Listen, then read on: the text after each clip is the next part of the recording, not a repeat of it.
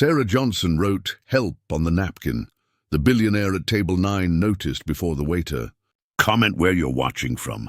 Leave a like. And subscribe to the channel." The sound of silverware echoed softly through the main dining room of the Olive Grove, one of the most exclusive restaurants in Manhattan. The panoramic windows offered a stunning view of Central Park, where the sun cast golden rays over the lush greenery as the evening approached. The establishment, known for its selection of imported wines and clientele of business leaders, politicians and celebrities, maintained an atmosphere of understated elegance, with Venetian crystal chandeliers and tables covered in pristine white linen. Sarah adjusted her pearl necklace nervously, her slender fingers trembling imperceptibly as she observed the flow of the dining room. At 42, she possessed a mature and sophisticated beauty that drew attention wherever she went. Her wavy brown hair was styled in an elegant updo, highlighting her delicate facial features and honey-colored eyes that at that moment reflected deep anguish. The navy blue Italian silk dress hugged her slender frame, an expensive piece she had purchased during more prosperous times when her architecture firm was thriving. "Would you like to see the wine list?"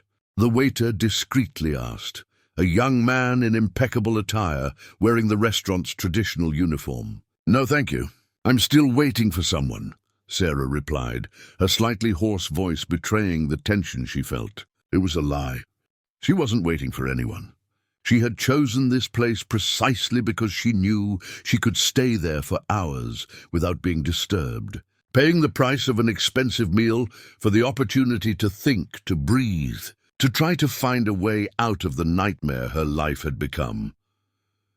2 tables away, at table number 9, a man observed the restaurant's activity with the attention of someone accustomed to analyzing details. Richard Anderson, at 46, was the owner of TechVision, one of the largest artificial intelligence companies in the United States. His fortune, estimated at over $2 billion, had been built through a combination of technological genius and sharp business instincts. Tall, at 6 feet 1 inch, he had broad shoulders that the navy blue Italian suit accentuated perfectly. His black hair, slightly graying at the temples, was slicked back, and his green eyes had a penetrating intensity that many found intimidating. Richard had chosen table 9 for a specific reason. It offered a privileged view of the entire dining room, allowing him to observe without being noticed. It was a habit developed over the years, a result of a difficult childhood in a rough neighborhood, where survival depended on the ability to read people and situations. Even after achieving success, he never abandoned this trait, which proved valuable in the business world. "Your Manhattan cocktail." "Mr. Anderson," said the waiter, placing the glass on the table with reverence. Richard had been a regular customer for 5 years, always at the same table, always ordering the same drink. "Thank you, James," Richard replied, not taking his eyes off the woman at the nearby table. There was something about her posture that caught his attention. It wasn't just nervousness, it was contained desperation, the kind of anguish he recognized from difficult moments in his own life. Sarah opened her genuine leather handbag and pulled out a red Chanel lipstick, her hand trembling slightly. She looked around the dining room, ensuring no one was watching her directly, and then, with deliberate movements, began to write on the white linen napkin. The red letters contrasted dramatically with the immaculate fabric. "Help."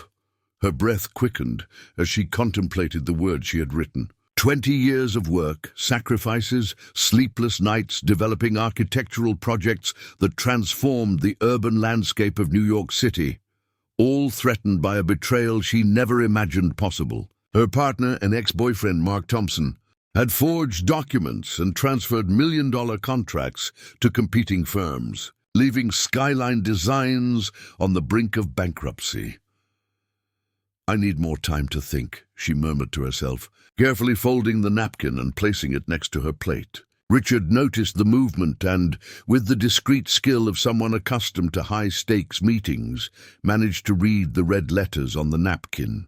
His business instincts, honed by decades of experience, immediately recognized the signs of someone in serious trouble. It wasn't morbid curiosity, but rather a trait he had developed over the years, the ability to identify vulnerable people in need of protection. The surroundings continued with their elegant normalcy. Conversations flowed in hushed tones. The grand piano in the corner played a Chopin sonata, and the aroma of beef bourguignon with garlic mashed potatoes wafted gently through the air. But for Sarah and Richard, everything had changed in that moment. She had unknowingly sent a distress signal that was picked up by the right person at the right time. Richard slowly finished his Manhattan cocktail, processing the situation.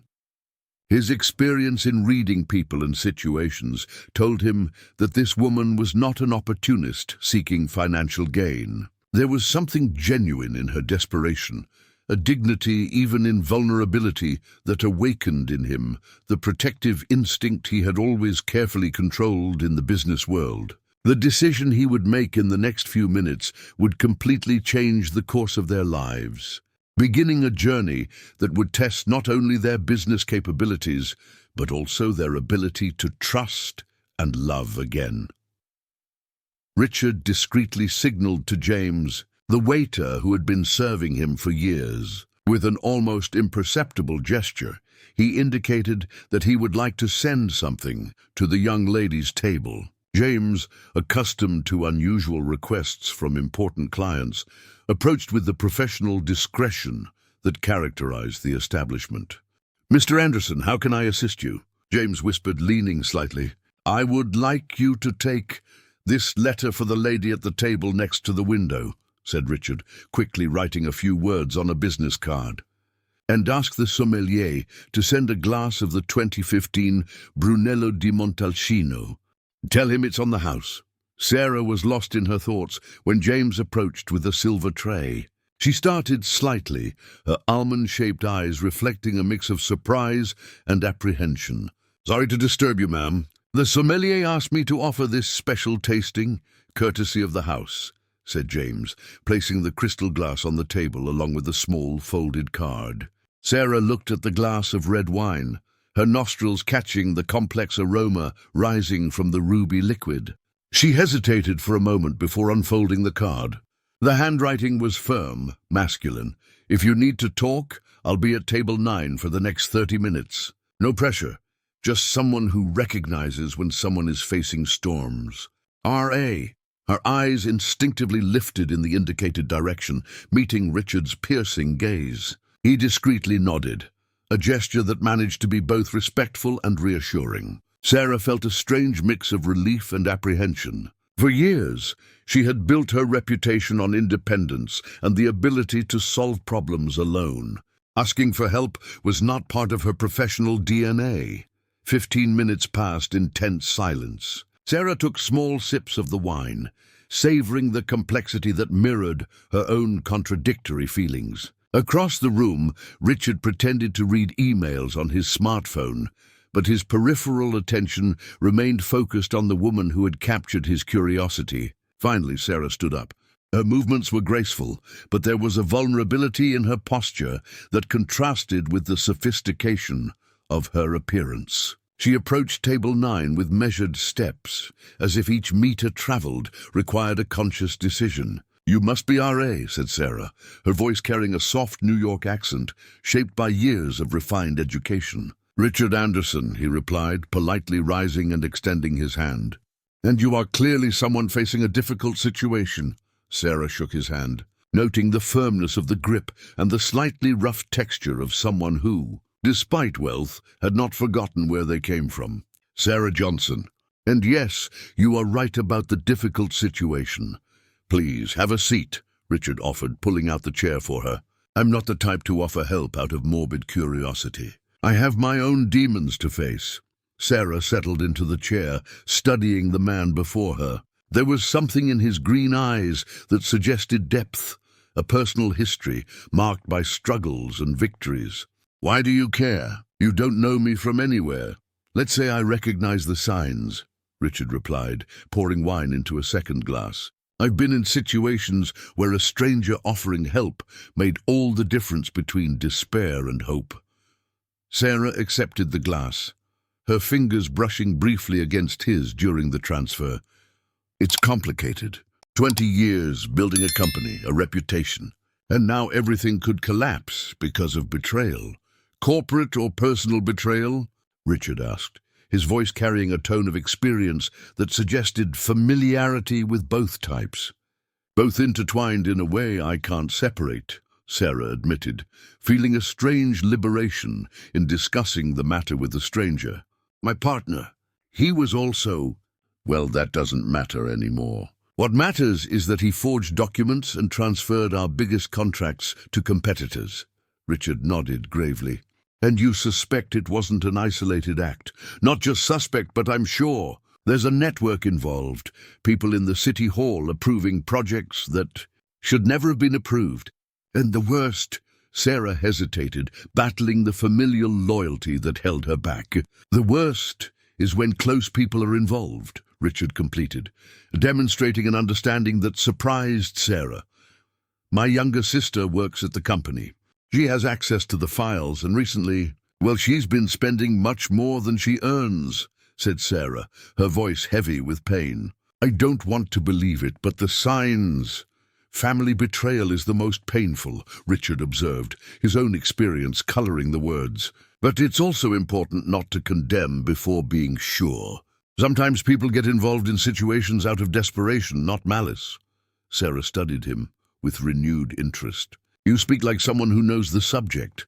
I'm facing my own version of corporate blackmail, Richard admitted, surprising himself with his own frankness. Foreign investors wanting to buy my company for a fraction of its real value, using personal information as leverage. And why are you telling me this? Sarah asked, genuinely curious. Because sometimes two people facing separate storms can help each other find safe harbor, Richard replied, his eyes meeting hers with an intensity that made Sarah feel an unexpected connection. The restaurant around them continued its elegant dance of service and discreet conversations, but at table 9, two wounded souls began to recognize in each other the possibility of redemption and mutual strength. Do you really think you can help? Sarah asked, her voice laden with a vulnerability she rarely allowed others to see. Because I've tried everything. Lawyers, auditors, even a private investigator. They've all told me that without concrete evidence, it would be my word against his. Richard leaned slightly forward, lowering his voice.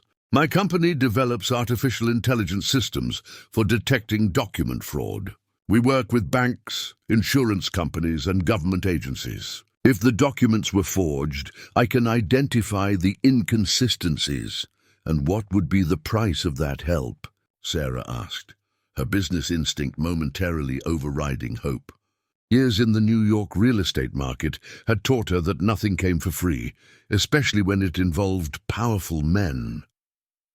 Honest conversation, Richard replied, surprising her. I've been coming to this restaurant for 5 years, always alone, always observing. You're the first person who made me want to break that routine. Sarah felt a wave of heat rise up her neck. She was not naive. She recognized male interest when she saw it. But there was something different about Richard's approach, a sincerity that contrasted with the superficial advances she usually received from other successful business people. My company is located in Miami Beach, Sarah said, making a decision that surprised her. Could you show the documents tomorrow? Of course. But first, I need you to understand one thing. Richard paused, choosing his words carefully. If we find evidence of fraud, it could trigger an investigation that goes far beyond your partner. Are you prepared for the consequences?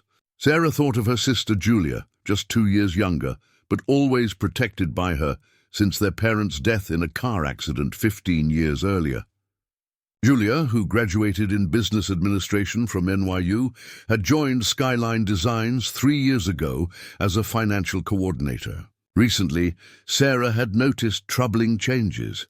Expensive clothes, a new car, dining at restaurants that cost more than Julia's monthly salary. My sister, Sarah began, then stopped, biting her lower lip. What about her? Richard gently insisted. She's all I have left of family. If she's involved... Sarah couldn't finish the sentence. Richard reached across the table, briefly covering her hand. Let's find out the truth first. Then we can decide how to handle it. The touch was brief, but Sarah felt an electricity she hadn't experienced in years. Since her breakup with Mark 2 years prior, she had closed herself off from romantic connections, focusing entirely on the company and family. "Why are you doing this?" she asked, withdrawing her hand but maintaining eye contact. "Because..." Richard hesitated, struggling against the vulnerability he rarely allowed himself to show.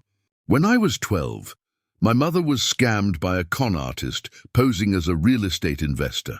She lost her life savings. A neighbor, a retired engineer, spent months helping her gather evidence and recover at least part of the money. Did you succeed?" "We managed to expose the scheme and save other families from going through the same situation. But more important than the money was having someone who believed in her when everyone said she had been naive." Richard paused, his eyes hardening slightly. "I learned that sometimes the difference between justice and injustice is one person willing to get involved." Sarah felt an emotional connection that caught her off guard. "Where did you grow up?" "The Bronx. My mother was a cleaner, working 3 jobs to keep me in school." Richard smiled with genuine pride. "She still lives in the same house. I built a $2 billion company, but she refuses any help she considers unnecessary ostentation." "A wise woman," Sarah commented, impressed by the unexpected humility. "My parents were architects too. They left the company to me and Julia, but she never showed real interest in the creative field." "And Mark, how did he get into the partnership?" The name brought a shadow to Sarah's eyes. "I met him in college. We were a couple during our studies, then broke up when he decided to pursue corporate law. 5 years ago, he approached me with a partnership proposal. He said he wanted to combine our architectural creativity with his legal expertise. And did it work? For a while, yes. We secured important contracts, expanded the team. Mark had connections at City Hall that facilitated project approvals." Sarah paused, a bitter expression crossing her face. "Now I realize those connections probably involved bribery." Richard nodded gravely. "Corruption in municipal approvals is more common than one might think, especially in large-scale projects. The worst part is that some clients were ordinary people, families who invested their savings in residential projects. If the company fails, they lose everything." Sarah felt her eyes welling with tears she struggled to contain. "We won't let that happen," Richard said, with a determination that made Sarah believe there might be hope. At that moment, James approached discreetly. "Sorry to interrupt, but the restaurant will close in 15 minutes. Sarah looked around, surprised to realize they were practically the only remaining customers. They had talked for over 2 hours without noticing the passage of time. "Tomorrow at 9 in the morning?" Richard asked, standing up. "At 9, Sarah confirmed, feeling for the first time in months a spark of genuine hope. The next morning, Sarah arrived at Skyline Designs, an hour before her scheduled meeting with Richard. The 12-story building in Miami Beach, with a partial view of the ocean, housed her company on the 8th floor. The glass walls of the office offered a panoramic view of the waking city, but Sarah barely noticed the beauty of the landscape. Her mind was focused on the task ahead. The office reflected her personality. Clean lines, modern furniture in shades of white and grey, with touches of color provided by plants and some contemporary American artwork. Models of significant projects occupied glass shelves, testament to 2 decades of dedicated work. "Good morning, Sarah," Julia greeted as she entered the office at 8:30, carrying a Gucci bag that cost more than 3 of her salaries. The younger sister had similar features to Sarah, but with a more striking beauty. Platinum blonde hair, green eyes inherited from their father, and a curvy figure she knew how to showcase with tight, elegant clothing. "Julia, you arrived early today," Sarah noted, studying her sister with renewed attention. "I have those financial reports to finish. Julia replied, avoiding her sister's gaze. Mark asked to have everything ready before the meeting with the investors next week. Sarah felt a chill in her stomach. What meeting with investors? Julia paused, realizing she had said something she shouldn't have. I thought you knew. Mark mentioned yesterday that he had scheduled a presentation for potential partners. He didn't tell me anything about that, Sarah said, her voice gaining a dangerous tension. Before Julia could respond, the elevator bell announced Richard's arrival. Sarah headed to the reception to meet him, but not before noticing the panic that crossed her sister's face. Richard entered the office. He was carrying a black leather briefcase and a sleek laptop. He wore an impeccably tailored charcoal grey suit and a navy blue tie that accentuated his green eyes. His imposing presence seemed to fill the entire reception area. On time, commented Sarah, extending her hand for a formal handshake. Always, replied Richard, immediately noticing the tension in her posture. Is there a problem? I just found out that my partner scheduled meetings behind my back. Sarah led him down the hallway to her private office. Richard, this is my sister Julia. Julia Richard Anderson. Julia stood up from her desk, extending her hand with a smile that didn't reach her eyes. Nice to meet you, Mr. Anderson. I've heard a lot about your company. The pleasure is mine, Richard replied, observing the young woman closely. His experience in reading people immediately picked up signs of excessive nervousness. In Sarah's office, with the door closed, Richard set up his equipment on the conference table. Before we analyze the documents, I need to ask a few questions. Does your sister have access to all the financial information? Yes, she is our financial coordinator, Sarah replied, organizing folders on the table. Why? Her reaction when she saw me suggests she knows who I am. That's unusual for someone in the administrative area. Sarah paused, still holding a folder. Do you think she... I don't think anything yet. I'm just observing behaviors. Richard powered on the laptop and connected a portable scanner. Show me the contracts that were transferred first. Sarah opened the first folder, revealing documents with signatures that looked authentic, but that she knew were forged. This is the contract for the Riverside Apartments. A $50 million project? Richard examined the document, passing it through the specialized scanner. On the laptop screen, graphs and analyses began to appear. Interesting. The signature looks authentic, but there are inconsistencies in the pen pressure and micro-tremors that indicate hesitation. Can you prove it's fake? Better than that.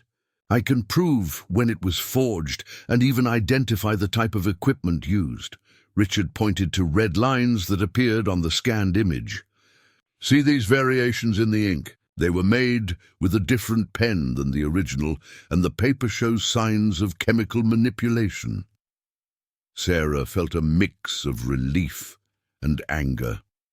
Son of a gun. 20 years of partnership. Calm down. Let's analyze all the documents before jumping to conclusions. Richard continued his meticulous work, but was interrupted by loud voices in the hallway. No, Mark, I'm not going to do this. It was Julia's voice, clearly agitated. You don't have a choice, dear.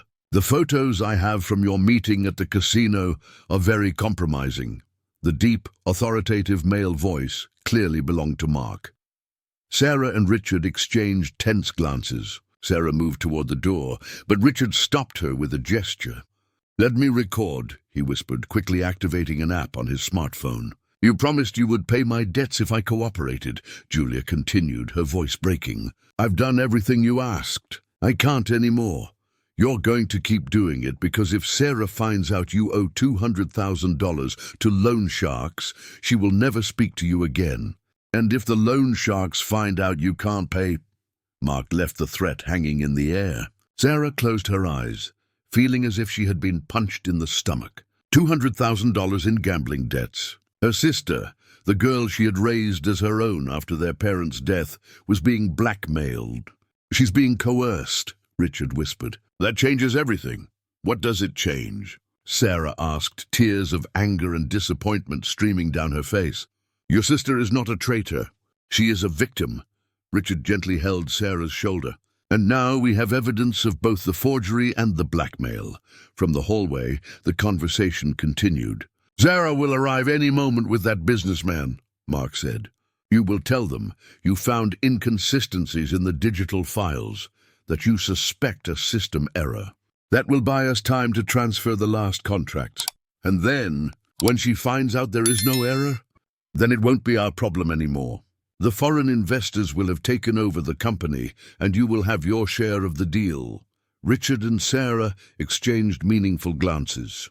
The conspiracy was much larger than they had imagined, and now they had concrete evidence of blackmail and corporate fraud. The war had officially begun. The office door swung open abruptly, and Mark Thompson entered without knocking, followed by Julia, who kept her eyes fixed on the floor. Mark was a 44-year-old man with a carefully cultivated appearance. Black hair slicked back, a deliberately unkempt stubble, and an Armani suit that cost more than the car of many employees. His dark brown eyes had a coldness that Sarah had never noticed when they were younger. "Sarah, dear, they didn't tell me you had such illustrious visitors," said Mark, extending his hand to Richard with a smile that didn't reach his eyes. "Mark Thompson, partner at Skyline Designs. And you must be the famous Richard Anderson." Richard shook the offered hand with excessive force, a primitive gesture of establishing territory.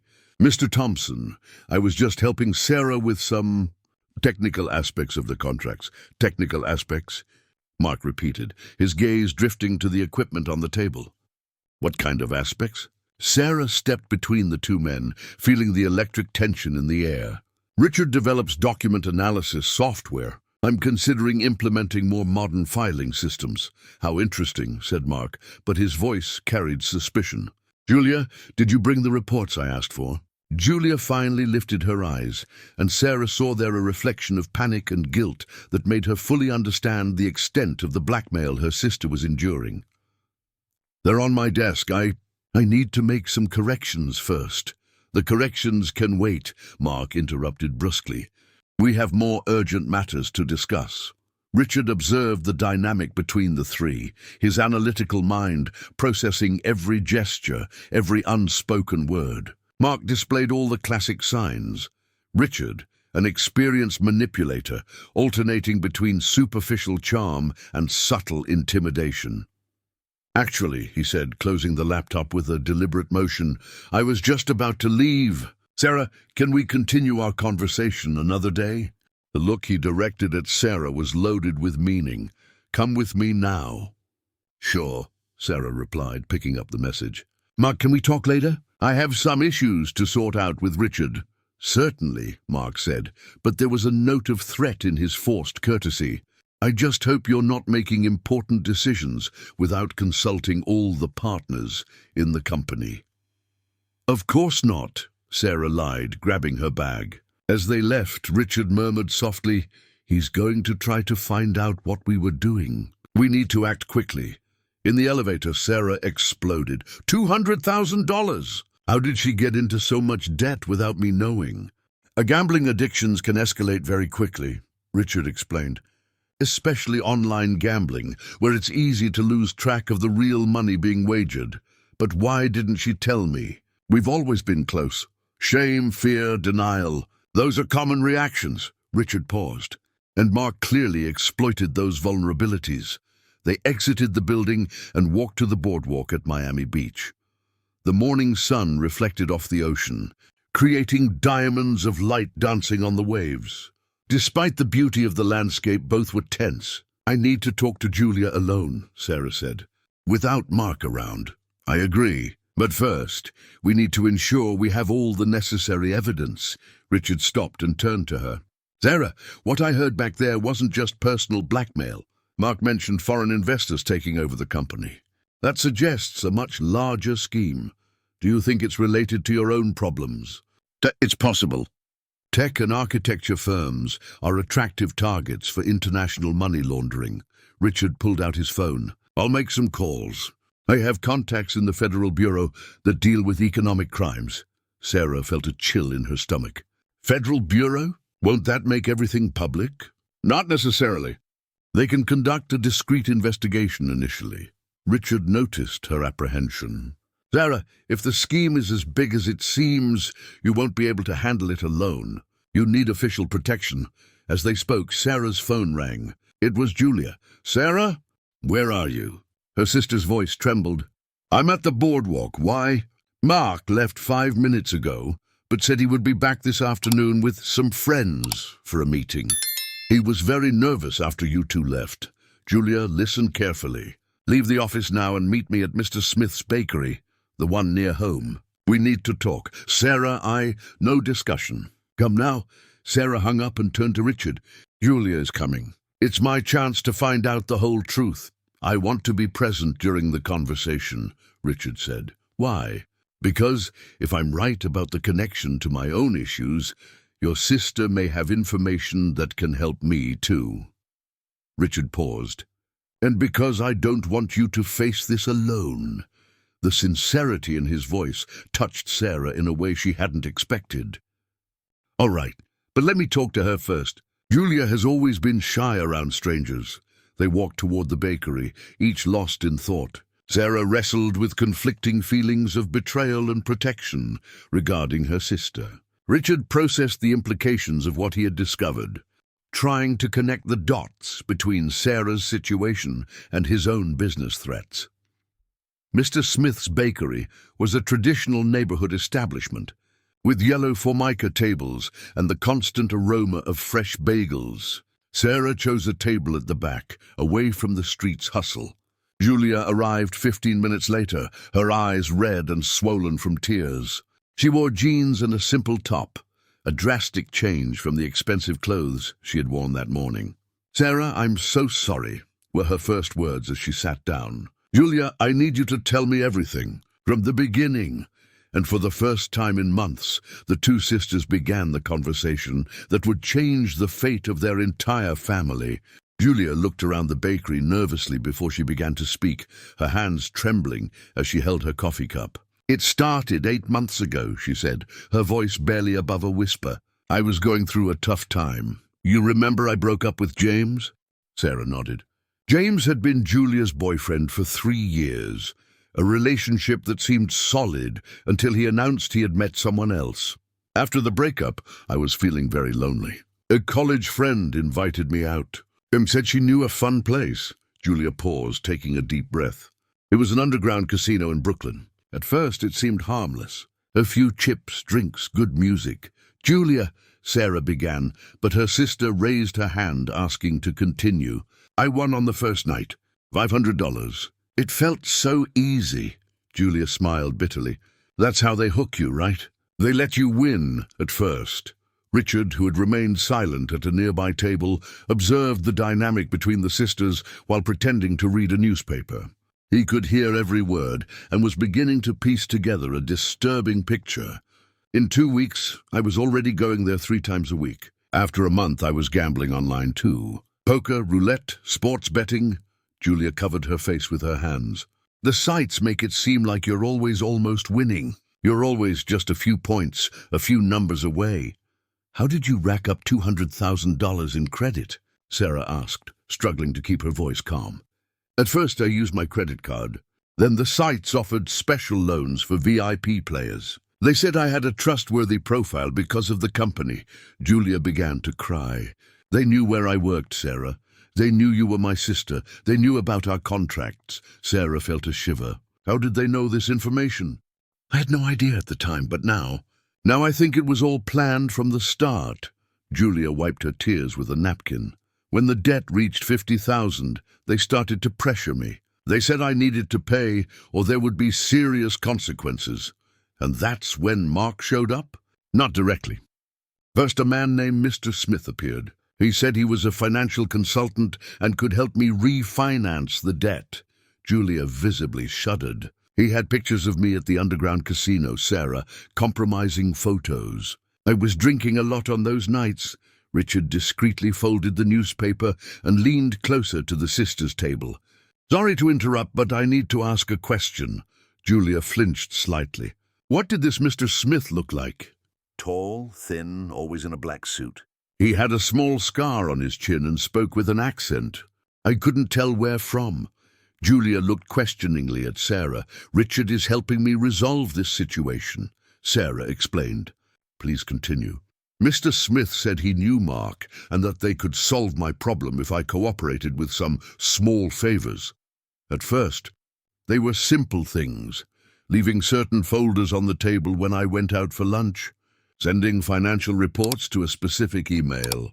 You were leaking company information," Sarah said, her voice heavy with disappointment. I know it was wrong, but they said it was temporary just until I paid off the debt," Julia sobbed. "Then Mark started showing up more at the office, always asking about the special projects Mr. Smith mentioned." Richard and Sarah exchanged significant glances. The connection was becoming clear. "Julia, in the last 2 months, has Mark asked you to do anything specific with contracts?" Sarah asked. "Yes. He asked me to adjust some digital documents. He said they were technical corrections, data updates." Julia paused. "But when I opened the files to make the changes, I realized they were more than simple corrections." "What kind of changes?" "Changes in digital signatures, approval dates, contract amounts." Julia looked directly at Sarah. "I tried to tell you several times, but Mark always showed up when I was about to talk to you." Richard leaned forward. "Julia, do you have copies of the original files?" "I do. I always kept backups on a flash drive hidden in my drawer." Julia seemed surprised by her own confession. "I don't know why I did that. Maybe I sensed I would need to protect myself. Is that flash drive still in the office?" Sarah asked urgently. "It is. Hidden inside a box of paper clips in my drawer." Richard checked his watch. "Mark said he would be back in the afternoon with friends. We need to retrieve that flash drive before he has a chance to look for evidence." "But how?" "He could return at any moment," Julia said. "Do you have the office keys?" Richard asked. "I do, but—" "No buts," Sarah interrupted, her determination returning. "We're getting those files now. And then, Julia, you will tell me everything about Mr. Smith and your contacts with Mark." Richard stood up. "I'll drive. My car has tinted windows. It will be more discreet." As they left the bakery, Julia grabbed Sarah's arm. "Sarah, there's one more thing. Mr. Smith mentioned that there were other investors interested not only in our company, but in several others in the city. Tech companies, architecture, construction." Richard stopped abruptly. "Did he mention specific names?" "He mentioned one, Vision Tech."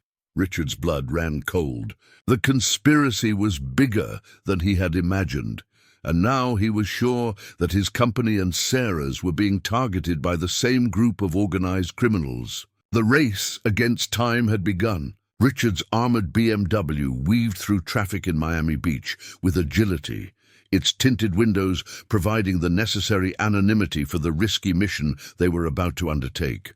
In the back seat, Julia nervously chewed her nails while Sarah scanned the street for signs of Mark's presence. "There," Sarah pointed as they approached the Skyline Designs building. "That black Audi wasn't parked there when we left." Richard slowed down, analyzing the vehicle. "Private plates, tinted windows. Definitely not a regular client car." "What do we do?" Julia asked, her voice barely audible. "We go in through the back," Richard decided, circling the block. "Julia, how long do you need to grab the flash drive?" 2 minutes tops. Sarah will go with you. I'll stay in the car, engine running." Richard parked in a spot close to the service entrance of the building. "If anything goes wrong, you both run down the emergency stairs." The two sisters entered the building through the back door, using Julia's key to access the service elevator. The ride to the 8th floor felt like an eternity. Sarah's heart raced, a mix of adrenaline and fear she hadn't felt since college, when she participated in student protests.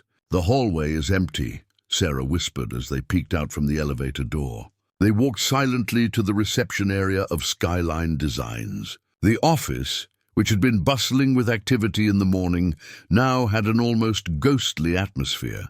The project models seemed to watch them accusingly as they made their way to Julia's desk. "It's here," Julia said, cautiously opening the drawer. Her hands trembled as she pulled out a small box of paper clips. From inside it, she extracted a dark blue flash drive.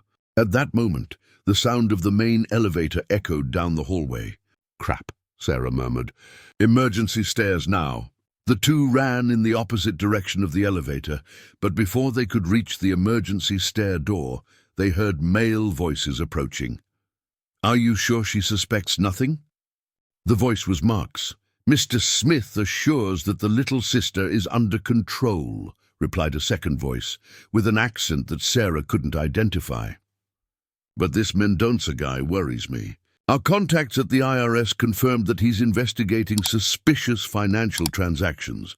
Sarah and Julia hid behind the reception desk, crouched on the floor. Sarah could smell the expensive perfume Julia wore, mixed with the scent of fear emanating from both of them. "Mendonça is a problem that can be dealt with," Mark said coldly, "just like we dealt with other problems in the past." The third voice that joined the conversation made.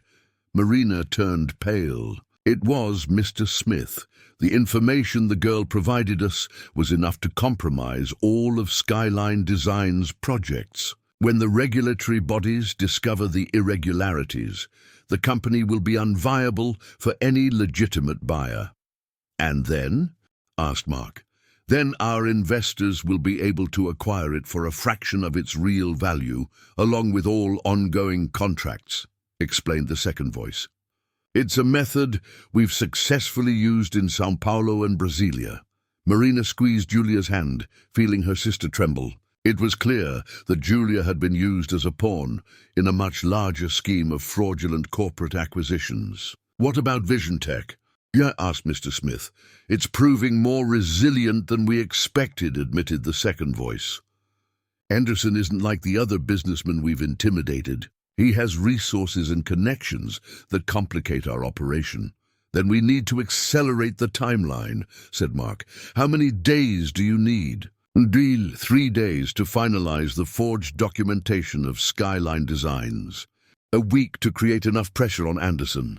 Marina felt a fury rising in her chest. It wasn't just her company at stake. It was an entire criminal scheme that had likely destroyed dozens of other family businesses. The sound of footsteps approaching the reception made both of them shrink even further. Marina could see Mark's expensive Italian shoes just a few feet away. "Julia left the drawer open," Mark observed, his voice laden with suspicion. "Maybe she rushed out when you arrived this morning," suggested Mr. Smith. "Or maybe she's being smarter than we thought," retorted Mark, heading directly for Julia's desk. Marina knew it was a matter of seconds before they were discovered. She made a silent gesture to Julia and pointed to the emergency exit door. It was now or never. The two stood up simultaneously and ran. Mark's surprised shout echoed through the office as the sisters hurled themselves against the emergency exit door. "Get them!" shouted Mr. Smith. Marina and Julia raced down the stairs 2 at a time, hearing the sound of heavy footsteps behind them.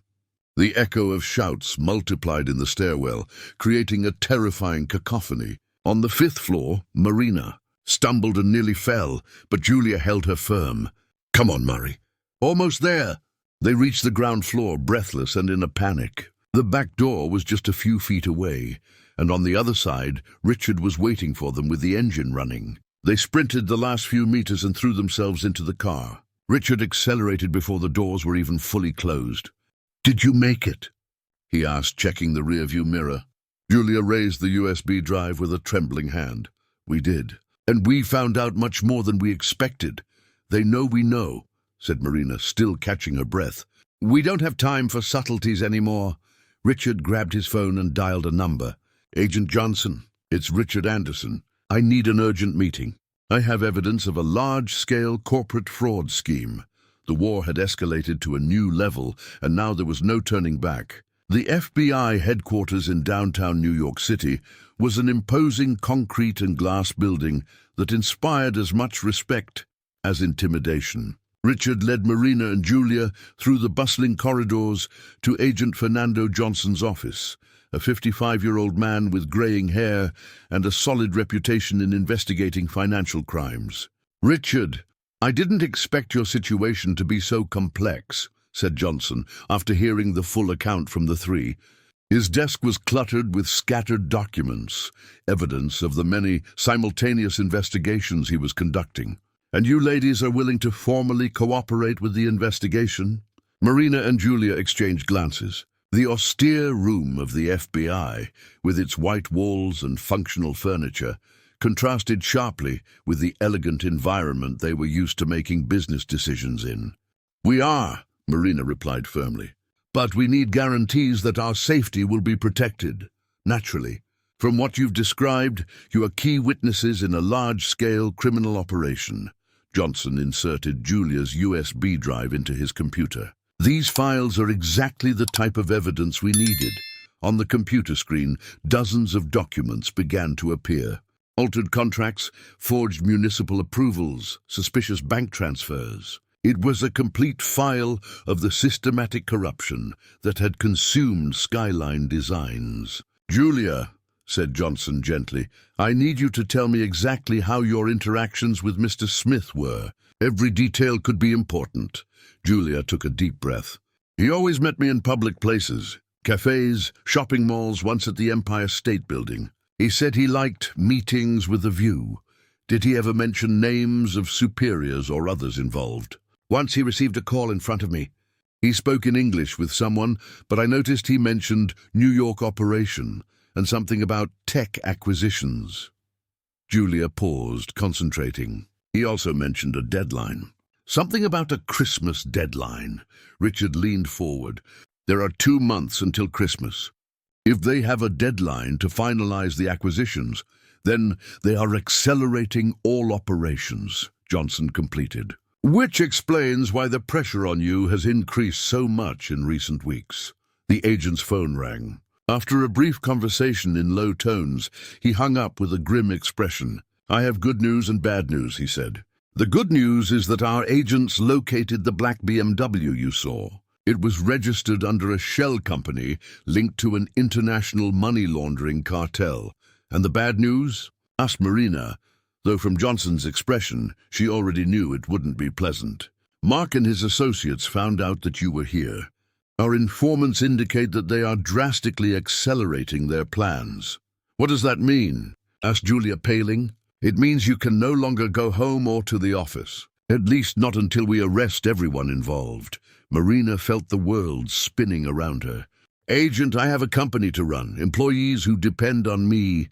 "Marina," Richard interrupted gently, touching her arm, "your life is worth more than any company." "Richard is right." Agent Johnson agreed. "I can offer police protection, but you will have to stay in safe locations for the next few days." "I have a property in Aspen," Richard offered. "It's secluded, with a complete security system. You would be safe there." Sarah looked at Julia, who nodded nervously. "All right, but I want to be actively involved in the investigation. I won't hide while these criminals destroy everything we've built." "That can be arranged," Agent Johnson said. "In fact, we will need you to identify other suspicious documents and practices." 3 hours later, Richard's BMW was driving up the mountains towards Aspen. Richard's mountain house was a modern construction nestled in the woods, with architectural lines that Sarah immediately recognized as the work of a renowned professional. "Frank Lloyd Wright," she said upon seeing the structure. "Do you know his work?" Richard asked, surprised.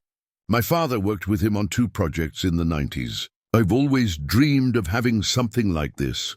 The 3-story house, built on different levels, followed the natural slope of the mountain. Large glass windows offered spectacular views of the lush vegetation, while the infinity pool on the main deck seemed to merge with the green horizon of the mountains. "It's beautiful," Julia murmured, momentarily forgetting her troubles. "Thank you. I bought it 3 years ago when I needed a place to think." Richard led them inside the house. "There are 4 suites on the upper floor. You can choose whichever you prefer." Sarah observed the interior of the house with a professional eye. The decor mixed contemporary American furniture with modern art, creating an atmosphere that was both sophisticated and cozy. It was the kind of space she would have designed herself. "Richard," she said, while Julia explored the living room, "why are you doing all this for us?" He paused in organizing the documents they had brought from the FBI. "Because..." He hesitated, choosing his words carefully. "Because I haven't met someone worth protecting in a long time." Sarah felt a wave of warmth that had nothing to do with the tropical climate. And your company? Isn't Vision Tech at risk too? My company has resources and protections that I've built over the years. But you built something based on trust, on integrity. It's the kind of business that these criminals destroy more easily. And after this is over, Sarah asked, surprising herself with her own boldness. Richard moved closer to her, his green eyes meeting hers with an intensity that made Sarah feel simultaneously vulnerable and protected. After this is over, I would really like to find out who we are when we are not fighting for our lives. From the upper floor, Julia's voice interrupted the moment. Sarah, you need to see the view from the front room. Sarah smiled but didn't move away from Richard. I think I'm already seeing a very good view from here. It was the first time in months that she allowed herself to think of something beyond the crisis, and she discovered that she liked what she saw. The next morning, Sarah woke up to the soft sound of rain tapping against the large glass windows of the suite she had chosen. The view of the mist-covered woods was breathtaking, but her mind was far from the natural beauty. During the night, she had nightmares of Mark and Mr. Smith chasing her through the endless corridors of her office. She went down to the main room and found Richard already awake, working on his laptop at the panoramic dining table. He was wearing dark jeans and a grey polo shirt that accentuated his athletic build. There was an intensity in his concentration that Sarah found both attractive and concerning. "Did you sleep well?" he asked, looking up from the computer. Considering the circumstances, yes. Sarah poured herself coffee from the Italian machine, occupying a corner of the gourmet kitchen. "Any news from Agent Johnson?" "Several, actually." Richard closed the laptop and focused entirely on her. The investigation into Julia's files revealed connections to at least 12 companies in New York and Los Angeles that were acquired by the same scheme over the past 2 years. Sarah nearly dropped her cup. 12 companies? That's an international cartel of fraudulent acquisitions, Richard completed. And there's more. The IRS identified suspicious transactions of over $500 million in the last 18 months. Oh my God! Sarah sat heavily in the chair next to him. And I thought it was just Mark being greedy. Mark is just a pawn in the scheme. The real mastermind behind this has been under investigation by Interpol for 3 years. Richard opened a folder with printed photos. Do you recognize any of these faces? Sarah examined the photographs carefully. There was Mr. Smith, clearly recognizable by the scar on his chin. But there were other faces she didn't know, middle-aged men, well-dressed, with the appearance of international executives. This one, she said, pointing to a photo, I've seen before. He was with Mark at a City Hall event 6 months ago. Viktor Petrov, Richard identified. Russian-American, a specialist in corporate restructuring in South America. At that moment, Julia came down the stairs, looking more rested than in the past weeks. She had regained some of her natural color, and her eyes no longer showed the constant panic of previous days. "Good morning," she greeted, heading straight for the coffee maker. "I slept better than I have in months. I think knowing the truth, even if it's terrible, is better than living in uncertainty. How are you feeling about all of this?" Sarah asked, observing her sister with renewed attention. "Scared, but also relieved," Julia admitted. "For weeks, I thought I was going crazy. Now at least I know I'm not a criminal, just an idiot who let herself be manipulated." "You're not an idiot," Richard said firmly. "You were a victim of professionals who have been doing this for years. It's not your fault." Richard's phone rang. It was Agent Johnson. "Agent?" "Yes, we're all here." Richard activated the speakerphone. "Go ahead." "I have important updates," the agent's voice came through the speaker. "First, we obtained a court order to intervene in Felipe's bank accounts and the shell companies connected to him." "Is that good?" Julia asked. "Very good. We found evidence of direct transfers from foreign investors to Felipe's personal accounts. This proves that he wasn't just facilitating the frauds, he was being paid directly for them." Sarah felt a mix of satisfaction and sadness. Seeing Felipe exposed as a criminal was gratifying, but it also marked the definitive end of any positive memories of their past relationship. Second piece of news, Agent Johnson continued. Our agents in Sao Paulo arrested 2 of Santos's associates. During the interrogation, they revealed that the scheme had a specific timeline for New York City. What kind of timeline? Richard asked. They plan to finalize the acquisitions of all target companies by December 15th. After that, they will liquidate the assets and transfer the funds to international accounts. That gives us less than 6 weeks, Sarah calculated. Exactly. And there's a third piece of news, which is why I'm calling. Agent Johnson's voice grew more serious. Santos and Petrov have discovered where you are. Richard's blood ran cold. How? They tracked your cell phone signal. You need to get out of there immediately. Richard rushed to the window and looked at the access road to the property. At the end of the curve, he could see the metallic reflection of at least 2 vehicles stopped among the trees.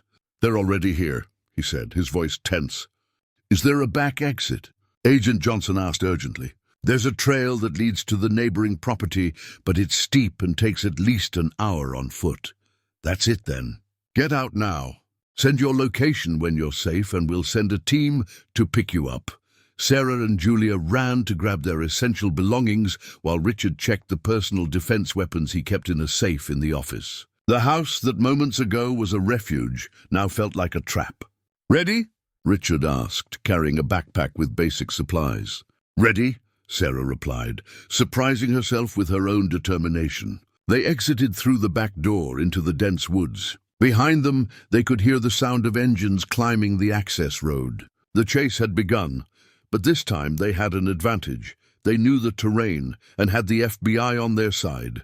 The final war was about to begin. The trail through the Atlantic forest was steep and treacherous, especially with the morning rain making the stones slippery. Sarah, despite wearing unsuitable shoes for hiking, followed Richard with determination while Julia struggled to keep pace behind them. The sound of breaking branches echoed through the forest.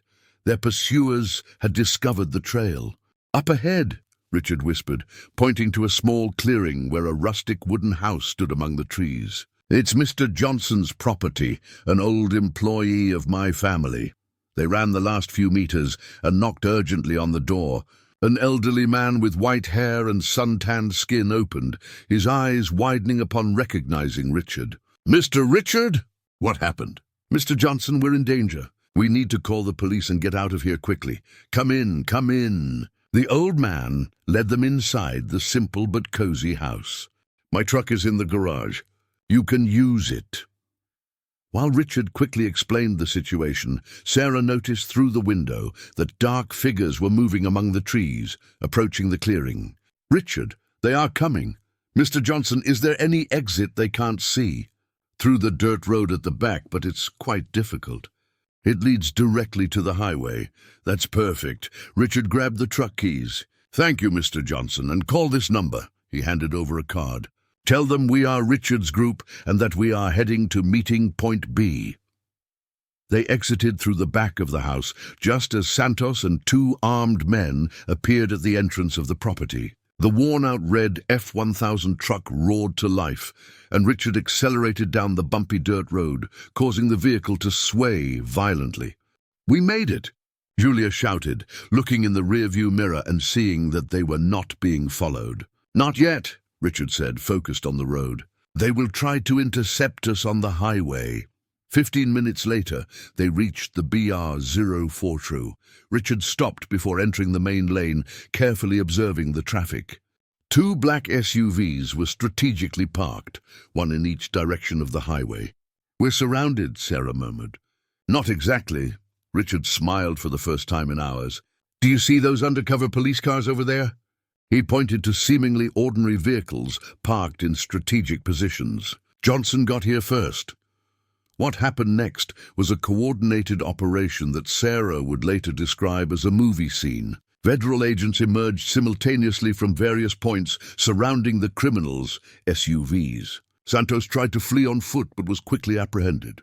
Petrov, who was in the second vehicle, surrendered without resistance upon realizing he was completely outnumbered. 2 hours later, at the federal police station in Aspen, Sarah watched through a one-way mirror as Felipe was interrogated. Without his expensive suit and usual arrogance, he looked much smaller, almost pathetic. "I want a deal," Felipe was saying to Agent Johnson. "I can provide information about the entire network, all the international contacts. The information you have is valuable," Johnson admitted. "But what you did to Ms. Johnson and her sister was personal. That counts against you." Sarah felt a cold satisfaction as she saw Felipe realize that his bridges were definitely burned. "Sarah," Richard said gently, touching her shoulder, "I need to tell you something." She turned to him, noticing a new seriousness in his expression. "During these last days, while we fought together, I realized something I haven't felt in a long time." Richard paused, choosing his words carefully. "I don't want this to end here. I want us to consider the possibility of building something together, not just to solve our problems, but for the future." Sarah felt her heart race. "Are you talking about business? Or—" "I'm talking about both of them. Your expertise in architecture and urban design would be perfect for the smart city projects my company is developing." Richard smiled. "And personally, well, these have been the most intense and real days I've experienced in years." Before Sarah could respond, Julia came rushing down the hallway. "Sarah, the agent said we can go home. They arrested everyone, and our bank accounts will be unlocked today." Sarah hugged her sister, feeling tears of relief streaming down her face. "And the company?" "Agent Johnson said that with the evidence we've gathered, we can reverse all the fraudulent contracts. Skyline Designs will not only survive, it will thrive." "And my debts?" Julia asked nervously. "The gambling sites were part of the criminal scheme," Richard explained. "The debts are technically illegal. You're free." 6 months later, Sarah was on the balcony of Richard's renovated home in Aspen, reviewing architectural plans for the first sustainable smart city complex in the United States.